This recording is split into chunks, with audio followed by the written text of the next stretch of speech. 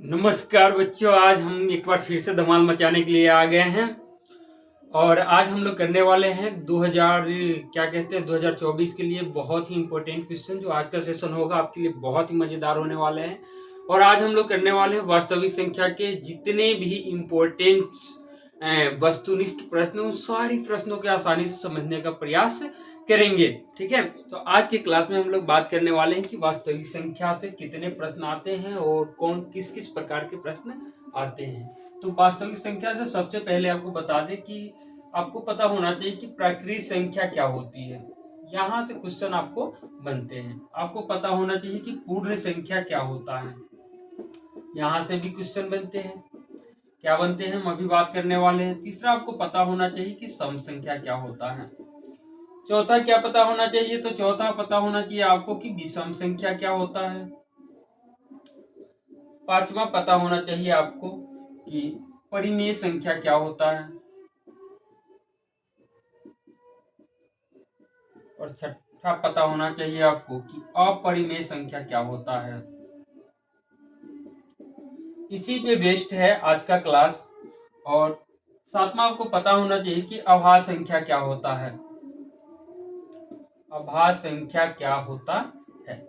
यहाँ से आपको क्या है कि क्वेश्चन बनेंगे। ठीक है, अब हम बात करते हैं कि प्राकृतिक संख्या से क्वेश्चन कैसे बनते हैं। तो सबसे पहले पता होना चाहिए आपको कि प्राकृतिक संख्या होता क्या है। तो प्राकृतिक संख्या होता है गिनती की संख्या, यानी 1 है, 2 है, 3 है, 4 है, 5 है, डॉट डॉट, ये कहाँ तक जाता है, इनफिनाइट तक जाता है। तो यहाँ से क्वेश्चन बनते हैं कि सबसे छोटी प्राकृतिक संख्या, हम इधर लिखते हैं सबसे छोटी, सबसे छोटी। ठीक है, तो सबसे छोटी प्राकृतिक संख्या पूछा जाएगा आपसे, तो आप बताओगे कि सबसे छोटी प्राकृतिक संख्या कितनी होती है, 1। ऐसे क्वेश्चन होते हैं। उसके बाद आप पूर्ण संख्या क्या होता है, तो 0, 1, 2, 3 डॉट डॉट, ये इनफिनाइट तक जाता है।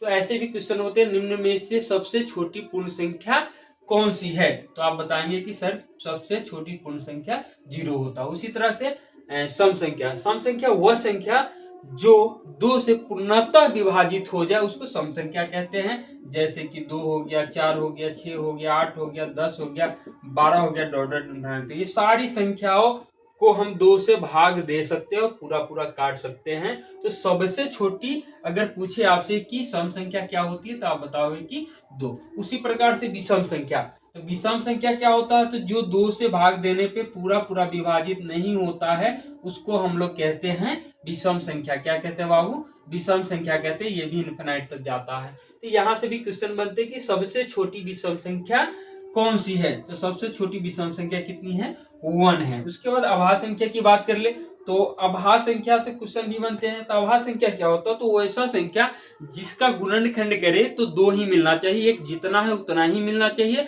और उसके अलावा 1 मिलना चाहिए। यानी कि 2 हो जाएगा, 3 हो जाएगा, 5 हो जाएगा, 7 हो जाएगा। अब बात आती है 9 की। ठीक है, उसके बाद में 11 हो जाएगा, 13 हो जाएगा, ये इनफिनाइट तक जाएगा। हमने कहा कि 9 की बात आई क्योंकि 9 विषम संख्या होता है, ना कि अभाज्य संख्या होता है।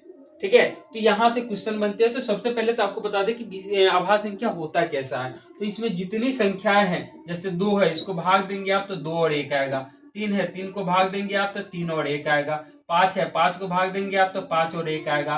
तो यानी कहने का मतलब जितनी संख्या है उस संख्या को अगर भाग दिया जाए तो वही संख्या आएगा और उसके अलावा 1 आएगा। उसके अलावा कितना आएगा, 1 आएगा। या ऐसे कहते हैं इसका गुणनखंड 2 होता है। सबको भाग दोगे तो 1 मिलेगा और जितना उतना ही मिलेगा। 1 मिलेगा, जितना था उतना ही मिला। 1 मिला, जितना था उतना ही मिला। तो ऐसी जितनी भी संख्या होती है सभी संख्या को हम लोग कहते हैं अभाज्य संख्या। क्लियर है। अब हम बात करते हैं कि अभाज्य संख्या में 9 नहीं होता है। क्यों, क्योंकि 9 को अगर हम भाग देते हैं तो 3 से भाग देते हैं, 3 3 9, फिर 3 से 1, 1 2 3 वो हो जाता है। जब हम इसको भाग देते हैं, एलसीएम निकालते हैं, फैक्टर तोड़ते हैं, तो इसकी कुल फैक्टर जो होता है, कुल गुणनखंड जो होता है 3 हो जाती है। इसलिए ये भाज्य क्या कहते हैं, अभाज्य संख्या नहीं होता, ये हो जाता है भाज्य संख्या। हम यहाँ लिख देते हैं, ये होता है भाज्य संख्या। क्या होता है बाबू, ये होता है भाज्य संख्या। तो यहाँ पे 9 नहीं होगा अभाज्य संख्या में। क्लियर है, 9 नहीं होगा, 11 होगा, 13 होगा, उसके बाद में 15 नहीं होगा, उसका 17 होगा, 19 होगा, इन्फिनाइट तक जाएगा ये। ठीक है, यहाँ से क्वेश्चन कैसे बनते हैं? तो यहाँ से एक क्वेश्चन तो बनता है आपको कि सबसे छोटा अभाज्य संख्या बताया जाए। तो सबसे छोटा अभाज्य संख्या कितना है? 2 है। ये बहुत बार पूछा गया है, सबसे छोटी अभाज्य संख्या क्या होती है? तो 2 होता है। कितना होता है बाबू? 2 होता है। उसके अलावा क्या है कि पूछा जाता है सबसे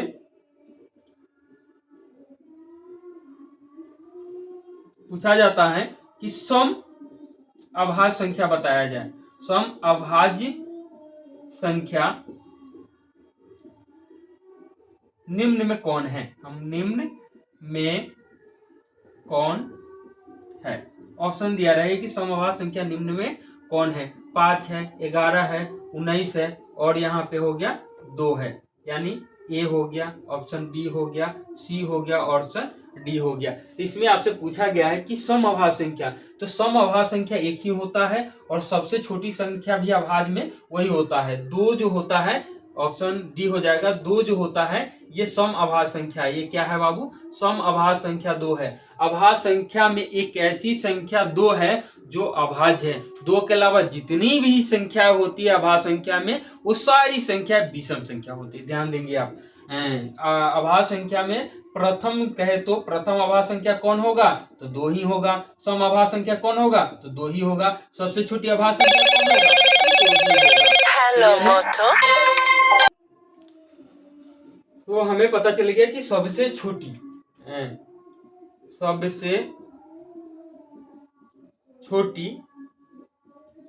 अभाज्य संख्या क्या होता है? तो 2 होता है। सम अभाज्य संख्या क्या होता है? तो सम अभाज्य संख्या क्या होता है? तो ये भी 2 होता है।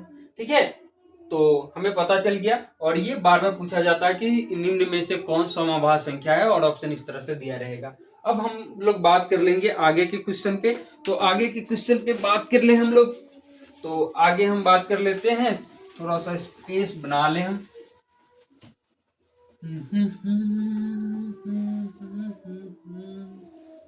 चलिए, स्पेस बन गया हमारे पास।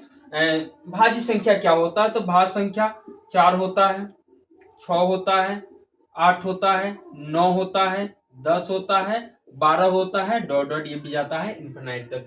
तो भाज्य संख्या क्या होता है? भाज्य अभाज्य में थोड़ा सा अंतर है। भाज्य संख्या का मतलब गुणनखंड 2 होना चाहिए। तो गुणनखंड 2 होगा तो अभाज्य संख्या। और भाज्य संख्या मतलब 2 से अधिक, 3 भी हो सकता है, 4 भी हो सकता है, 5 भी हो सकता है, 6 भी गुणनखंड हो सकता है। वो सारी संख्या क्या कहलाती है? भाज्य संख्या कहलाती है। जैसे कि 4 को अगर हम तोड़ दें तो 2 से 1 2 3, 4 का गुणनखंड कितना दिखा आपको? 3 दिखा। इसका मतलब ये कौन सी संख्या है? तो ये भाज्य संख्या है। 6 को तोड़ के आप देख सकते हैं, तो 6 को 2 से 3, 3 से 1, इसमें क्या को दिखा? 1 2 3, कितना गुणनखंड दिखा? 3। यानी कि ये संख्या क्या है? भाज्य संख्या। तो यहाँ भी क्वेश्चन पूछा जाता है कि निम्न में से सबसे छोटी भाज्य संख्या कौन है?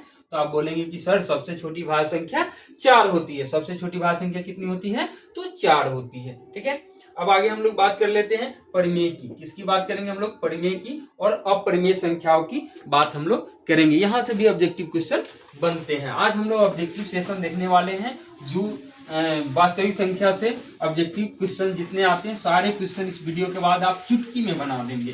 चुटकी में बना देंगे। जितने भी क्वेश्चन होते हैं वास्तविक संख्या का, सारे क्वेश्चन आप बना देंगे बहुत ही आसान तरीके से। अब हम लोग बात करते हैं परिमेय संख्या। परिमेय संख्या यानी कि p/q के रूप में होना चाहिए। और p/q क्या होता है?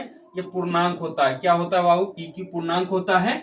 और जहां q नॉट इक्वल टू 0, यानी q 0 नहीं हो सकता, यानी नीचे में 0 नहीं हो सकता। अब पूर्णांक की बात कर ले तो छोटा सा आपको पता होगा कि -2 -1 0 और 1 2 डॉट डॉट डॉट इन्फिनाइट तक, इधर भी इन्फिनाइट तक जाती है।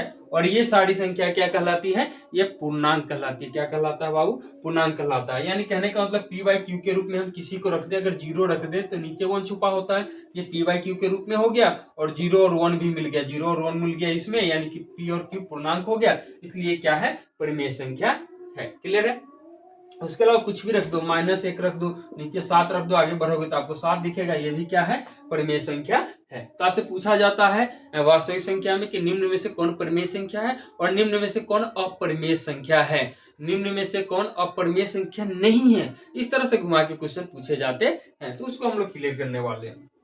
अभी फिलहाल अपरिमेय संख्या की बात कर ले तो ये कहता है कि भैया ये p/q के रूप में नहीं होगा, p/q के रूप में ये नहीं होगा, ये हमेशा रूट में होता है। ठीक है, ये क्या होता है, हमेशा रूट में होता है। जैसे कि हम बात कर ले रूट में तो ये √5 होता है, √2 होता है, √3 होता है और √7 होता है। यानी जितनी विषम संख्या है लगभग वो तो डाल ही दो और सम संख्या भी कुछ डाल दो। ठीक है, तो ये सारी संख्या क्या होती है, अपरिमेय संख्या होती है। अब क्वेश्चन आपको पूछा जाएगा कि बताओ आप 36 क्या है, ये परिमेय संख्या की अपरिमेय संख्या है, तो इसका वर्गमूल निकल जाता है। 36 का वर्गमूल कितना होता है, 6 होता है। 6 गुने 6 करोगे, इसको 6 का स्क्वायर लिखो, स्क्वायर से रूट कर दिया तो आपको पता होगा 6 आ गया, 6 के नीचे 1 छुपा है, यानी ये p/q के रूप में आ गया। और p/q के रूप में आ गया तो ये सारी संख्या क्या होगी, परिमेय संख्या होगी। ये कौन सी संख्या होगी, परिमेय संख्या होगी। तो इस प्रकार की जितनी संख्या होती है परिमेय संख्या होती है। अगला क्वेश्चन अगर मान लेते हैं कि √3 है बटे √5 है और ये कौन सी संख्या है, तो ये परिमेय नहीं होगा, ये क्या होगा, अपरिमेय, क्योंकि इसका वर्गमूल नहीं निकल रहा ना, इसी का वर्गमूल निकल रहा है। अगर आपसे पूछा जाए कि √25/2 का बताओ, √25/2 ये कौन सी संख्या है, परिमेय है या अपरिमेय है, तो आप कहेंगे कि सर ये अपरिमेय है। क्यों, क्योंकि यहाँ पे 25 का वर्गमूल तो 5 निकलेगा लेकिन 2 का नहीं निकलेगा और इसके लिए ये सारी संख्या को क्या कर देगा, अपरिमेय संख्या कर देगा। ठीक है, अब हम लोग देखते हैं कि एक क्वेश्चन ऐसे आता है, यानी कि p/q के रूप में दिया रहेगा और पूछेगा कि भैया ये बताओ कि ये शांत होगा या अशांत, क्या होगा, अशांत। तो इसमें सिंपल सा लॉजिक होता है कि q बराबर 2 के पावर m गुने 5 के पावर n होता है और इस कंडीशन में आ जाता है तो इसको हम लोग शांत कहते हैं, वरना वो अशांत ही होगा।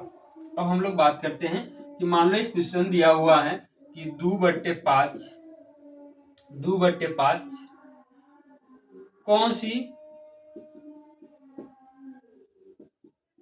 संख्या है, शांत या अशांत। इसमें से पहचानना है कि कौन सी संख्या शांत होगा कि अशांत। आपको कुछ नहीं करना है, इसको हमेशा चेक कर लेना है कि नीचे वाला, ऊपर वाले से इसमें कोई लेना देना नहीं, नीचे वाले को चेक कर लेना है। यानी कि नीचे वाला जो है उसका गुणनखंड तोड़ लेना, 5 का गुणनखंड हमने तोड़ दिया, 1 आया। ठीक है, यानी कि 1 आया, यानी कि 2/, कितना हो गया, 5 गुने का 1 हो गया। ठीक है, या आप ऐसे भी कह सकते हो इसको, 1 गुने का कितना हो गया, 5 हो गया। ठीक है, तो ऐसे कंडीशन में ये होता है शांत। क्या होता है, शांत। एक शॉर्टकट ट्रिक आपको बता रहे हैं शांत का क्या क्या कंडीशन है। शांत का एक कंडीशन तो है कि q बराबर 2 गुने 5 आ जाए, ये भी होगा शांत। दूसरा कंडीशन इसका ये है कि q यानी नीचे वाला, q यानी कि नीचे वाला अगर 1 गुने 5 आता है फिर भी ये होगा शांत। आप आंख बंद करके आंसर मारोगे शांत, कुछ करना नहीं है। q बराबर अगर ये ऐसे आता है कि 2 गुने 1 तो भी होता है ये शांत। ये तीनों कंडीशन में क्या होते हैं, शांत होते हैं। क्यों होते हैं, कैसे होते हैं, उसको भी हम लोग समझेंगे। इस संख्या को हम चाहे तो ऐसे लिख सकते हैं कि q बराबर 2 के पावर 0 गुने के 5 के पावर तो 1 छिपा है ही, तो 0 और 1 तो पावर में m और n को रिप्रेजेंट कर ही दिया।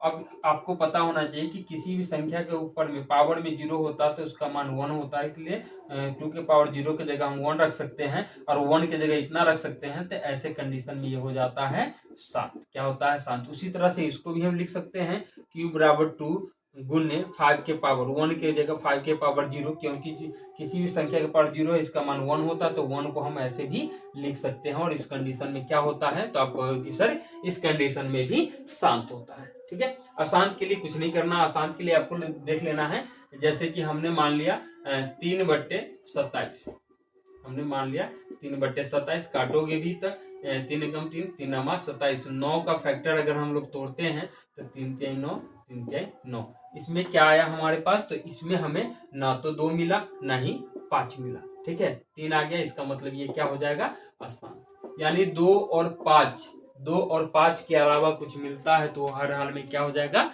अशांत हो जाएगा। 2 मिल गए, 1 मिल गया फिर भी शांत, 5 मिल गए, 1 मिल गया, यानी 5 और 1 मिल गया फिर भी शांत। ठीक है, 2 और 5 मिल गया गुणनखंड करने पे फिर भी शांत। अन्यथा कुछ भी आ जाता है तो क्या होता है, अशांत होता है। अब हम लोग आते हैं क्वेश्चन पे, किस प्रकार के क्वेश्चन मिलेंगे आपको। आपको एक ऐसे क्वेश्चन मिलेंगे कि इतने यानी कि 156 के अभाज्य गुणनखंड में 2 का घातांक क्या है, यानी 2 का घात कितना है। तो सिंपल है, इसको क्या करेंगे, आप तोड़ लेंगे। ठीक है, ऑप्शन हम दे नहीं रहे, समझा रहे आपको। आप इसको तोड़ लेंगे, 2 से 2 सत्ते 14, 1 2 8 16, 2 से आप तोड़ेंगे 2 तिहाई 6, 2 नमा 18। ठीक है, और ये हो गया 3, 13 3 एकम 3, 3 3 9 13 39। तो ये 156 का जो हो जाएगा 2 के पावर 2, 2 को 2 है, गुने का 3 हो गया, गुने का 13। ठीक, क्या पूछा है, 2 का घातांक। तो 2 का घातांक क्या दिख रहा है आपको, तो 2 का घातांक दिख रहा है 2, यानी कि ऑप्शन में जो दिया रहेगा, ऑप्शन ए में 2 होगा, बी में 3 होगा, सी में 4 होगा और डी में कुछ इसी तरह से 5 होगा। तो हमने देखा कि पावर, घातांक का मतलब होता है पावर 2 था, तो हमने मार दिया ऑप्शन 2। ठीक है, क्लियर है, समझ में आ रही है, बिल्कुल आ रही है। अगला क्वेश्चन हम देखते हैं कि कैसा क्वेश्चन मिलता है आपको। दूसरा क्वेश्चन मिलेगा, अपरिमेय संख्या नहीं है, अपरिमेय संख्या नहीं है। ऑप्शन दिया रहेगा आपको कि इसमें से कौन है जो अपरिमेय संख्या नहीं है। ठीक है, अपरिमेय संख्या नहीं है, अपरिमेय संख्या नहीं है। आपके पास ऐसा क्वेश्चन बार बार मिलता है, हमेशा पूछा जाता है, आपसे पूछे जाएंगे कि निम्न में से अपरिमेय संख्या नहीं है। तो अपरिमेय नहीं होगा तो परिमेय होगा, तो चेक करते जाएंगे। √3 लगा, इसका वर्गमूल नहीं निकल सकता, तो ये तो अपरिमेय में चला गया। √3 है, इसका वर्गमूल, ये भी अपरिमेय में, ये इसका भी वर्गमूल, इसका भी वर्गमूल नहीं निकल सकता, अपरिमेय में। तो बचा कौन, ऑप्शन डी। तो ऑप्शन डी जो होगा परिमेय संख्या। कैसे होगा तो उसको देखेंगे हम लोग। 12 है, 12 पहले √12/3 है, √3 हम यहाँ लिख लेते हैं।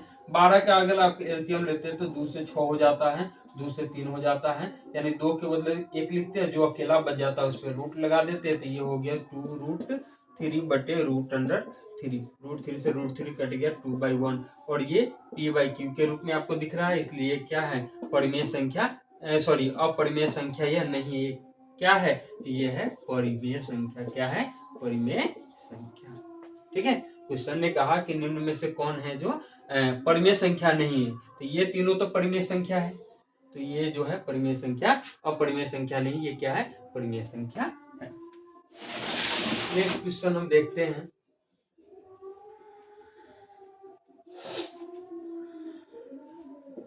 नेक्स्ट क्वेश्चन है कि परिमेय संख्या है, निम्न में से कौन परिमेय संख्या है, परिमेय संख्या है। ऑप्शन ए जो है वो है √64 प्लस का 36, और ऑप्शन बी जो है वो है √25 प्लस का 25, और ऑप्शन जो है सी जो है √49 और प्लस का 49, और डी जो है वो √, कितना है 36 प्लस का 36।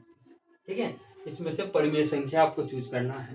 तो क्या करोगे, सिंपल है, पहले तो इसको क्या करते हैं, यहाँ से हम काम करते हैं। तो इसको अगर हम काम करते हैं तो क्या हो जाता है, ये 6 6 12 के 2 हासिल, 1 3 3 6 1 7, 72, 72 का वर्गमूल नहीं निकलेगा, यह अपरिमेय संख्या हो गया।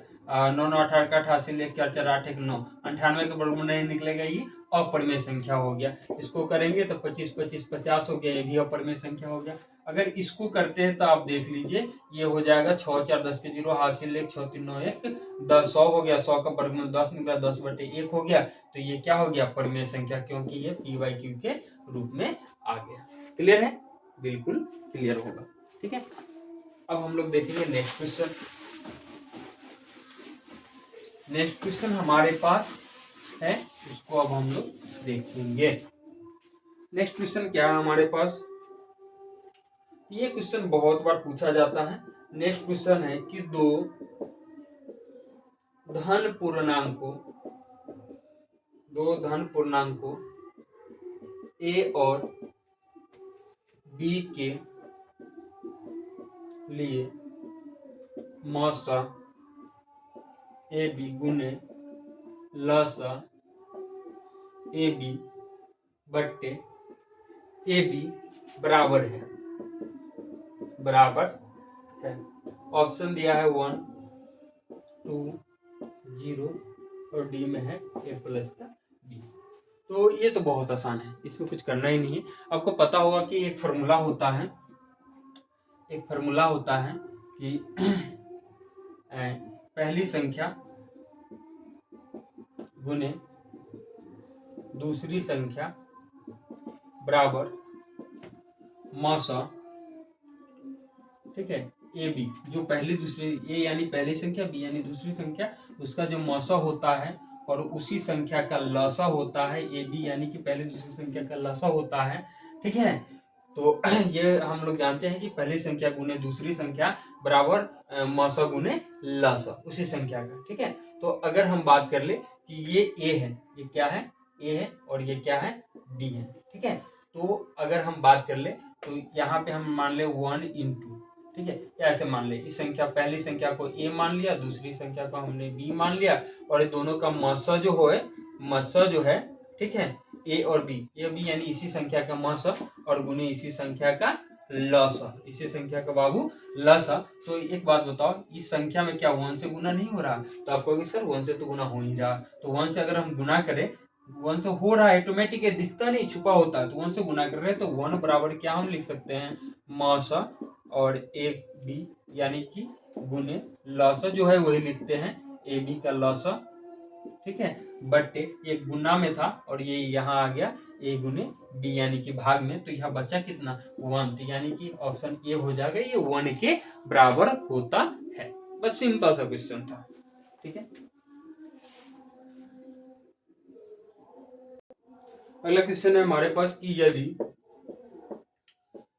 यदि भाग एल्गोरिथम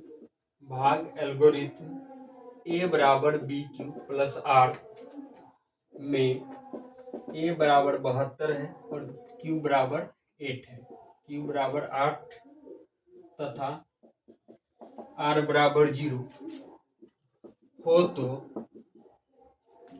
तो बी का मान क्या होगा, बी का मान क्या होगा? ऑप्शन है ए में 9, बी में 8 और सी में 7 और डी में है 4। बात को समझना है, ऑब्जेक्टिव क्वेश्चन, ज्यादा दिमाग लगाने की जरूरत नहीं है। हमने पहले क्या किया, ए बराबर बी क्यू प्लस का आर लिख दिया, ए की जगह कितना है 72 है, तो 72 लिखो बराबर, बी की जगह कुछ नहीं, बी हो गया गुने क्यू की जगह कितना है 8 है तो 8 लिखो, प्लस आर की जगह कितना है 0 तो 0 लिखो, तो 72 बराबर बी यानी कि 8 गुने बी हो जाएगा, गुना कर दिए और 0 जोड़ने पे कोई फर्क नहीं पड़ेगा, तो आगे करेंगे तो बी बराबर हो जाएगा ये 72/8, 8 नमा 72, यानी बी का मान कितना हो जाएगा, तो ऑप्शन ए हो जाएगा, यानी कि बी का मान कितना होगा 9 होगा, ठीक है। उसके बाद एक और क्वेश्चन है हमारे पास, उसके बाद एक और क्वेश्चन है हमारे पास, यौगिक संख्या पूछ रहा है, यौगिक संख्या पूछ रहा है कि यौगिक संख्या है। आप बताओ, अगर आपको पता तो कमेंट सेक्शन में बताओ। आपको बता दें कि हमारी क्लास पर डे सुबह 6 बजे लाइव रहते हैं हम, आप वहां पे आके हमारी वीडियो को देख सकते हैं। लाइव क्लास चलती है, लाइव क्लास में आप आके कमेंट भी कर सकते हैं, कमेंट सेक्शन देख सकते हैं। यौगिक संख्या कह रहा है, यौगिक संख्या क्या होता है उसके बारे में जाने। जो भाज्य संख्या होती है उसी को यौगिक संख्या कहती है, यानी जिसका 2 से अधिक गुणनखंड हो गया वही कहलाएगा यौगिक संख्या यानी कि भाज्य संख्या। ये जो 11 है, 11 का गुणनखंड करो आप, एक ये क्या हो गया अभाज्य हो गया, और 31 का करो आप, ये भी अभाज्य है, और 41 का करके देख लो, 41 भी क्या है अभाज्य है, तो बचा कौन, ऑप्शन बी, ये क्या है यौगिक संख्या, क्योंकि 21 का करोगे तो 3 7 21, 7 एकम 7, 2 से अधिक गुणनखंड आ रहा है, इसलिए यौगिक संख्या कौन होगा, तो यौगिक संख्या 21 हो जाएगा। क्लियर है। नेक्स्ट क्वेश्चन है हमारे पास, नेक्स्ट क्वेश्चन जो है बहुत ही अच्छा क्वेश्चन है और कह रहा अभाज्य संख्या है। अगला क्वेश्चन कह रहा है कि बताओ निम्न में से कौन अभाज्य संख्या है। हमने कहा था कि अभाज्य संख्या से क्वेश्चन होता है, तो अभाज्य संख्या है, ये पूछ रहा है आपसे कि निम्न में से कौन है जो अभाज्य संख्या है। तो निम्न में से कौन अभाज्य संख्या है आपको बताना है। आपको हमने बताया अभाज्य संख्या यानी कि 33 से 11 33 कटेगा, अभाज्य नहीं होगा, ये भाज्य हो गया। 39 33 39 ये भी नहीं होगा, 2 से ही कट जाएगा, ये भी नहीं होगा, ये होगा 31 31 किसी और संख्या से कटने वाला 31 और 1 से कटेगा, इसलिए 2 गुणनखंड होगा, और 2 गुणनखंड वाले को हम लोग क्या कहते हैं अभाज्य संख्या कहते हैं। क्लियर है। अगला क्वेश्चन है हमारे पास, अगला क्वेश्चन है हमारे पास कि दो संख्याओं का मसा 27 एवं लसा 162 है यदि उनमें से एक संख्या 54 है तो दूसरी संख्या क्या होगी। आपको बताना है कि दूसरी संख्या क्या होगा। तो अभी हम बताए थे कि a गुने बी बराबर मौसा या एचसीएफ भी लिख सकते हैं, एचसीएफ गुने एलसीएम, ये फॉर्मूला होता है। तो डालो मौसा यानी कि इसको कहते हैं एचसीएफ। क्या कहते हैं बाबू? एचसीएफ। डालो 27 हो गया गुने एलसीएम, एलसीएम यानी कि लसा, लसा कितना है 162। उसमें से एक संख्या यानी कि ये दिया हुआ है 54, ठीक है। तो दूसरी संख्या यानी बी पूछ रहा है तो गुने का बी रहने दो। तो बी बराबर क्या हो जाएगा? तो ये हो जाएगा 27 गुने 162 बट्टे 54। 27 दूना 54 होता है, 2 से करते 2 अट्ठे 16 और 2 इकाई 2 81। क्या हो गया? 81 हो गया, ठीक है। ऑप्शन आपका, ऑप्शन तो हमने लिखा ही नहीं, कोई नहीं, 81 जो होगा ऑप्शन में वही आपका आंसर हो गया, ठीक है। यानी कि बी बराबर कितना हो गया, यानी दूसरी संख्या जो निकला आपका वो कितना निकल गया? 81 निकल गया। क्लियर है? उसके बाद हमारे पास और भी क्वेश्चन है और मजेदार क्वेश्चन है। तो सेशन को तो आप लोग लाइक जरूर करें। अगर लाइक करते हैं तो हमें भी मजा आता है पढ़ाने में और मन भी लगा रहता है, ठीक है। और प्लस का 10 एवं ये कह रहा है 15 बराबर 5 गुने 3 प्लस का 0, ये 5 है बाबू 0। तो मसा 130 15 होगा। तो कह रहा मसा होगा, ठीक है। सिंपल सा क्वेश्चन है, इसमें ज्यादा दिमाग लगाने की जरूरत नहीं है, ऐसे क्वेश्चन पूछे जाते हैं। तो आप देख लीजिए ये क्वेश्चन है और ये ही मेन है, ठीक है। और ये ए है, ये ए वाली संख्या है और ये 15 जो है बी है और ए और बी का मसा पूछ रहा है। मसा यानी एचसीएफ पूछ रहा है आपसे कि 130 और 15 का एचसीएफ क्या होगा, ठीक है। तो आसान है, आप देख लीजिए एचसीएफ पूछ रहा है तो ये एचसीएफ आपको आसान है, ठीक है। आपको करना क्या है, आपको करना क्या है,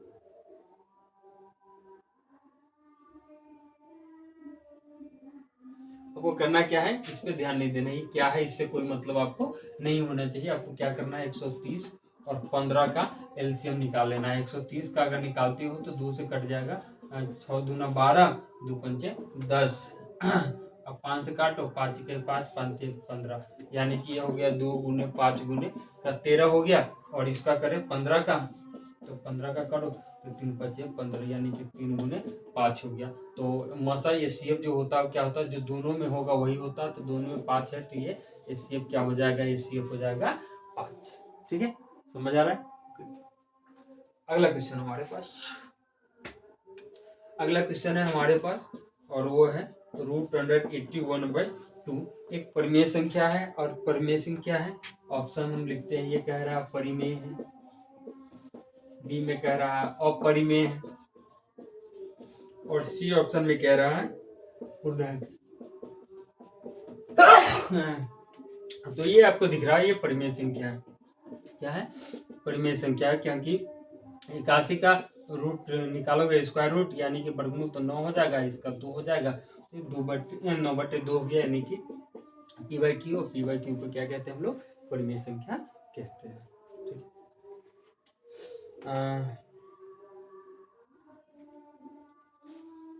अच्छा, एक क्वेश्चन और बता दें, ये 22/7 क्या है? परिमेय और परिमेय पूछा जाता है कि परिमेय है ए में और बी में पूछेगा अपरिमेय है, अपरिमेय है। तो 22/7 रहेगा तो परिमेय होगा, लेकिन 22/7 की जगह अगर पाई दिया रहेगा तो आपको हमेशा याद रखना है, पाई रहेगा तो क्या हो जाता है, ये अपरिमेय संख्या हो जाता है। पाई यानी रेडियन होता है, ठीक है।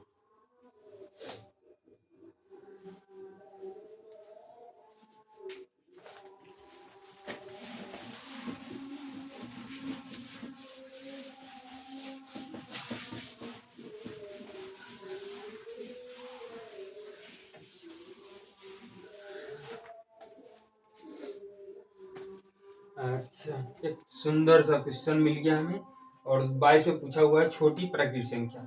ये पूछ रहा है सबसे छोटी प्राकृत संख्या।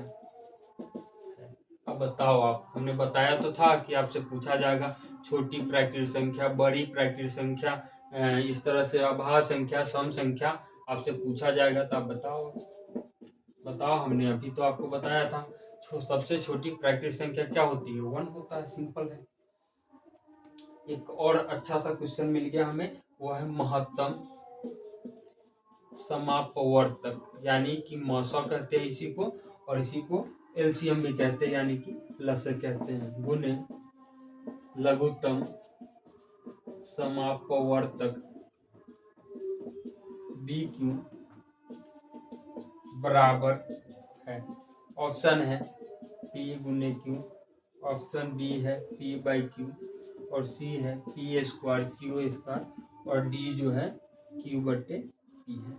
तो किसके बराबर होगा? तो हम यहाँ सिंपल बताते हैं, मौसा, ये मौसा, इसको मौसा कहते हैं हम लोग, गुने लघुत्तम यानी कि लौसा कहते हैं, बराबर ए गुने बी होता है, ए गुने बी, यानी कि पी क्यू के रूप में दिया है तो पी गुने क्यू हो जाएगा, बात खत्म। ठीक है, ऑप्शन ये हो जाएगा। ठीक है, तो आज के लिए इतना ही। कैसा लगा वीडियो बताइएगा जरूर, कमेंट सेशन में कमेंट भरिए, तब जाके मन लगेगा, हम भी पढ़ेंगे, आप भी पढ़ेंगे। सो थैंक यू, आज के लिए धन्यवाद, गुड लक।